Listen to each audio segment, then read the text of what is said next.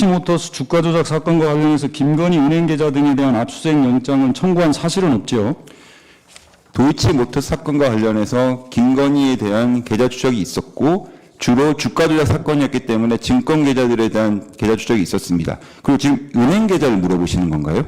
그렇습니다. 은행 계좌는 코바나 컨텐츠 사건에서 여러 차례 계좌 추적이 이루어졌습니다. 2020년 11월 9일 압수영장 청구한 것은 코바나 사건에 대한 것이고 법원에서 기각된 것이죠. 예, 그 말씀은 맞습니다. 코바나 컨텐츠 사건은 김건희의 전시기획사 코바나 컨텐츠가 2018년, 19년에 대기업 여러 곳으로부터 전시 협찬을 받은 뇌물수수, 부정청탁 금지법 위반, 변호사법 위반 혐의 사실이죠. 그러니까 코바나 컨텐츠 사건의 범죄 사실은 굉장히 다양합니다. 2018년, 19년만 있는 것은 아니고요. 그 전에 15년이라든지 2010년이라든지 범죄 혐의에 대해서만 좀 말씀을 해주세요. 그래서 지금 말씀드린 겁니다. 여러 가지 혐의가 있다는 말씀입니다. 자, 도이치 주가 조작 사건의 범죄 혐의는 자본시장법 위반이죠.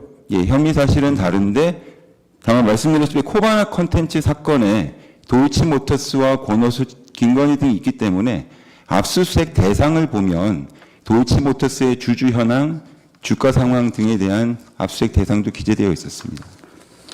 자, 코바나 컨텐츠 사건의 영장 청구 범죄 사실에 도이치모터스 주가 조작에 관한 김건희의 자본시장법 위반 범죄 사실이 들어가 있었습니까? 없었습니까? 범죄 사실은 없었습니다.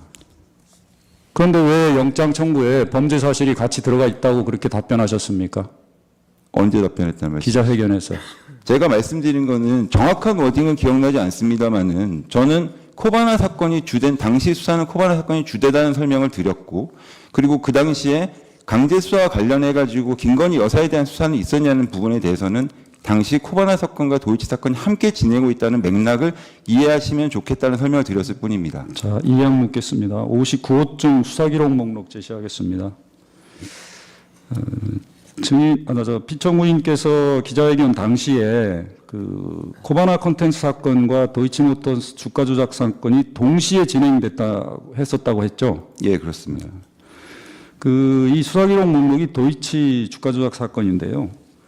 2020년 4월 7일에 고발장이 접수되고 11월 3일 날 처음으로 금융위원회로부터 심리분석 의뢰 회신이 나옵니다.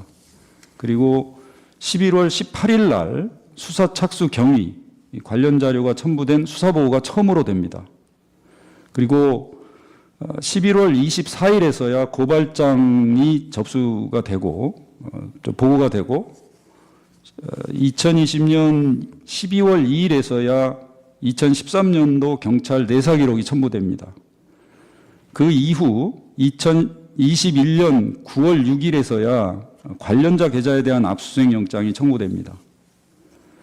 그리고 2021년도에 가서 9월 7일에 1차 주포 이정필에 대한 피의자 신문조서가 있고 도이치 주가 조작 사건의 주범인 권오수에 대한 피의자 신문이 2021년 11월 2일에 있습니다. 맞습니까?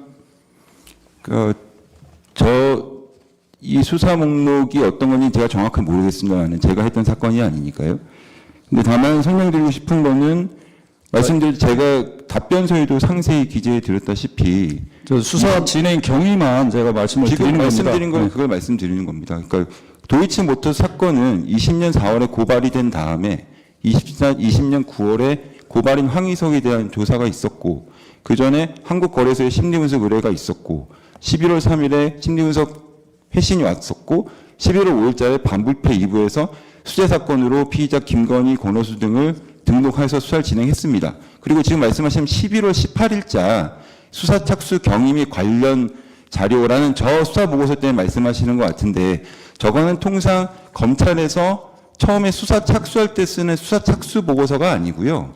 이전에 이미 수사가 착수됐던 그 경위와 관련 자료들을 전체적으로 종합한 내용입니다. 그래서 제가 다시 한번 묻겠습니다. 그러면 이 수사 기록 목록에 따른 수사가 진행됐습니까? 안 됐습니까? 아니 제가 설명을 드리지 않습니까?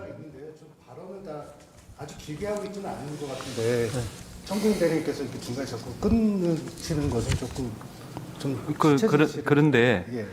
답변도 신문상에 먼저 답을 해주고 그 다음에 부연 설명을 해야 저렇게 안 될 것 같거든요. 근데 이걸 묻는데 저걸 답한다고 생각하면 또 물을 수밖에 없잖아요. 그렇게 좀 해주시면 예, 좋겠습니다. 재판관님 그러면 지금 수사 기록 목록에 있는 대로는 저 기재가 맞습니다. 근데 예. 제가 말씀드리는 거는 저 기록 목록은 제가 작성한 게 아니기 때문에 네. 제가 저 기록 목록 외에 또 수사가 진행됐다는 점에 대해서 제가 설명을 드리는 겁니다. 네. 그리고 제가 이제 중점적으로 말씀드리고 싶은 거는 결국에는 11월 18일자 수사 착수 경위 관련 자료라는 수사 보고를 가지고 저 보고서가 있으니까 저 때부터 수사가 시작되지 않았냐고 질문을 하시는 것 같은데요. 그 수사 보고서는 저희가 통상 수사가 착수됐을 때 쓰는 수사 착수 보고서는 아니고 그 기존에 있었던 수사 착수에 대한 일련의 경위와 관련 자료를 종합해서 넣어놓은 수사 보고서다. 오해하지 않으셨으면 좋겠다는 말씀입니다. 네, 질문하시죠. 2020년 11월 9일 코바나 사건 관련 영장 청구 당시에는 이 수사기록 도이치모터스 주가 조작 사건의 수사 상황으로 봐서 도이치 사건과 관련해서 김건희 여사에 대해서 영장 범죄 사실을 청구하면서 거기에 기재할 수가 없습니다. 저희가 보기에는. 근데 거기에 김건희 여사의 도이치모터스 주가 조작 범죄 사실이 거기에 들어가 있었습니까? 아니, 도이치 사건 범죄 사실이 없다는 건 미리 말씀드렸고요. 네. 지금 여기 신문사항에 2월 20일자 최재훈 준비서면 15면이라 적어 놓으셨는데요. 여기도 저희가 쓴 거는 당시 자, 이 그럼 다시 당시에 한번 도이치 묻겠습니다. 사건과 코바나 사건이 함께 수사가 진행되고 있다. 그 표현밖에 없습니다. 자, 그리고 제가 그러면- 설명드렸다시피 도이치모터 사건은 그 전에 이미 고발이 됐고요. 이미 한국거래소의 심리분석 결과 회신까지 왔기 때문에 수사가 진행되고 있었습니다. 영장 범죄 사실에 코바나 사건만 넣은 이유를 저한테 물어보신다면 거기까지는 제가 수사팀이 아니 모르겠습니다만은 어쨌든 당시에 두 사건이 함께 수사되고 있었다. 이건 말씀드립니다. 자, 주가 조작 사건에 심리 분석 회신 결과도 없이 수사를 착수할 수가 없습니다. 저희가 알고 있기로는. 심리분석 근데 결과가 11월 심리분석 3일 날 왔습니다. 11월 3일 날 왔는데 아무런 피의자 조사도 없이 영장 청구했다는 겁니까? 그럼 코바나